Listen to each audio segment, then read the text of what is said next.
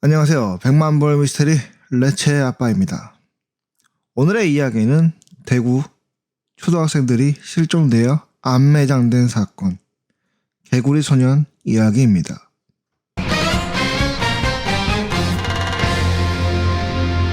(1991년 3월 26일) 전국적으로 지방자치단체의 지방의원을 뽑는 선거가 한창이었던 시기, 이 무렵 대한민국에서는 초등학생이 상당히 많았습니다. 그 중에서도 대구 성서초등학교에 재학 중이던 3학년에서 6학년 아이들, 이 아이들은 집 근처에서 올려놀고 있었는데 한 청년으로부터 시끄럽다라는 핀잔을 듣게 되면서 아이들은 빈 깡통과 나무 막대기를 챙겨 들고 인근의 와룡산으로 향하게 됩니다. 아이들은 당시 도롱뇽의 알을 찾으러 간다고 이야기를 했던 것으로 알려져 있습니다. 와룡산 기슭의 마을에 살면서 시내에서 파출부 일을 하던 한 아주머니가 오전 9시쯤 아이들을 목격하였는데, 당시 어른들은 한창 투표를 하고 학교 쪽으로 내려오던 길이었다고 합니다. 아주머니의 증언에 따르면 아이들은 자신들끼리 2시간 안에 갔다 올 수 있을까? 라며 이야기를 하고 있었다고 하는데요. 또한 같은 반 학생이었던 김군과 이군이 오후 12시쯤 와룡산 입구에서 아이들을 봤다고 증언합니다. 이후 오후 14시 무렵 산 기슭에 거주하던 김희수 아주머니는 5명의 아이들이 산으로 올라가고 있었다 라고 증언하는데요. 같은 초등학교에 다니던 함군은 아이들이 지나가는 것을 목격한 것은 아니지만 아주 중요한 증언을 하게 됩니다. 그 당시 함군은 와룡산 바로 밑에 위치한 군인 아파트에 거주하고 있었습니다.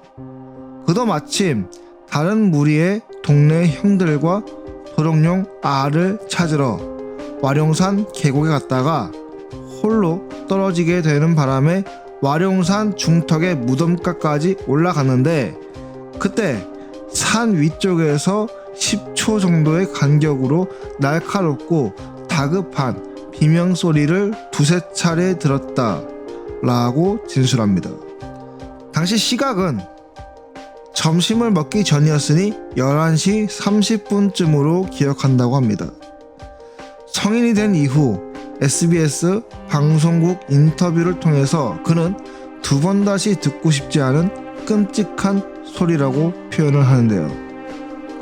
함군이 비명을 들었을 당시 11시 30분경 김군의 어머니 허씨와 최씨, 김씨 모두 가슴이 오그라드는 묘한 느낌을 받았다고 합니다. 그리하여 아이들을 찾아 나섰고 와룡산에 갔다는 사실을 확인하게 되면서 돌아오면 야단을 쳐야겠다라고 생각했으나 점심 이후 한참이 지나도 아이들은 돌아오지 않았습니다.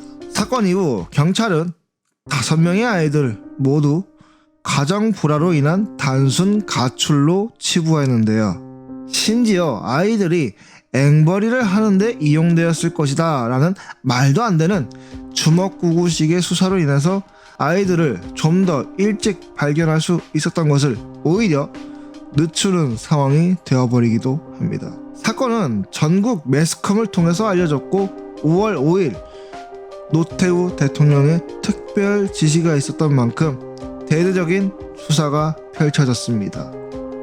그럼에도 불구하고 별다른 성과를 거두지는 못합니다. 또한 사건 자체가 워낙 유명해지다 보니 허위 신고도 많았는데요. 담배인삼공사부터 남양산업, 유니베라 등 이름 꽤나 알려진 기업에서도 미아찾기 홍보에 힘을 썼습니다만 성과를 내지는 못합니다. 아이들의 부모는 생업도 포기한 채 아이들을 찾고자 했지만 결국 영구 미제 사건으로 기록되게 됩니다. 그리고 시간은 흘러 11년 하고도 6개월 후 도토리를 줍기 위해 와룡산에 올라갔던 오씨를 통해서 5명의 유골이 발견되는데요. 이곳은 육군 제50보병사단 사격장 부지였고 54단은 이미 1994년 부대 이전을 하였는데, 실종 당시 경찰은 아이들이 마지막으로 목격된 불 및 골을 중심으로 수색했는데 아이들이 멀리 가지 못하였을 것이다 라는 어리석은 판단으로 인해 벌어진 실책이라고 생각이 듭니다. 경찰들은 이러한 실책을 저질렀음에도 불구하고 현장 보존을 하기는커녕 과학수사대도 부르지 않고 곡괭이로 현장을 훼손하는 등 현장 감식 또한 제대로 할 수 없도록 만들어버립니다. 당시 경찰들은 도대체 무슨 생각으로 그러한 행동을 했는지 알 수 없는 대목인데요. 함군의 증언에 따르면 아이들의 비명소리를 들었다라고 했습니다. 그럼에도 불구하고 아이들이 그저 타살이 아니라 저체온증으로 인한 사망이다 라는 결론을 내리게 되면서 거센 비판을 받기도 하는데요. 심지어 경찰들은 유골을 정리하여 상자에 담는 것이 아니라 마대 자루에 대충 담아두는 행태까지 저지릅니다. 결국 제대로 된 감식을 받은 시신은 단 한 구뿐이라고 하는데요. 법의학자들의 의견에 따르면 둔기나 흉기에 찔려 살해된 것이라는 추정이 나옵니다. 그 외에는 특이한 사망 원인이 밝혀지지 않고 당연하게도 범인조차 알 수 없었으며 가장 유력한 흉기는 용접 후 슬래그를 깨는 데 쓰이는 용접 망치 정도로 추려지게 됩니다. 2003년 대구경찰청은 수사본부를 해체하고 2005년 11월 28일 유족들이 국회에서 기자회견을 열어 공소시효 연장 폐지를 촉구하지만 2006년 3월 26일 공소시효가 만료되었고 2015년 내사마저 종결되게 되면서 지금 와서 범인이 잡힌다고 한들 딱히 처벌할 수 있는 방법이 없게 되었습니다. 사실 더 이상의 단서가 없기도 하고 그 당시 현장을 훼손하는 것만 하지 않았다면 보다 확실한 증거가 될 만한 무언가를 발견할 수 있지 않았을까 하는 아쉬움이 남습니다.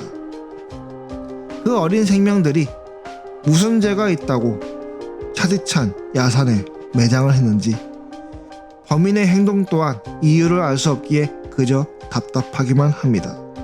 32년이 지난 현재까지도 미제 사건으로 남아있으며 범인조차 색출하는 것이 불가능하기 때문에 어떤 증거가 나온다거나 추측이 나온다고 한들 아이들의 한을 풀어주는 것은 불가능해졌습니다. 사실 제가 이 사건을 다루는 것은 미스터리를 좋아한다기보다 풀리지 않는 수수께끼라는 것은 없다라는 셜록 홈즈의 말처럼 수수께끼를 한번 풀어보고 싶다라는 생각을 하면서 영상을 만들고 있습니다만 이 사건만큼은 도저히 풀리지가 않습니다.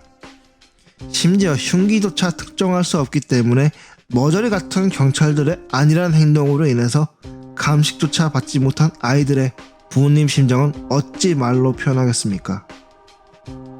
사건 현장에서 시신은 증거를 남기고 범인을 가르쳐준다 하였습니다.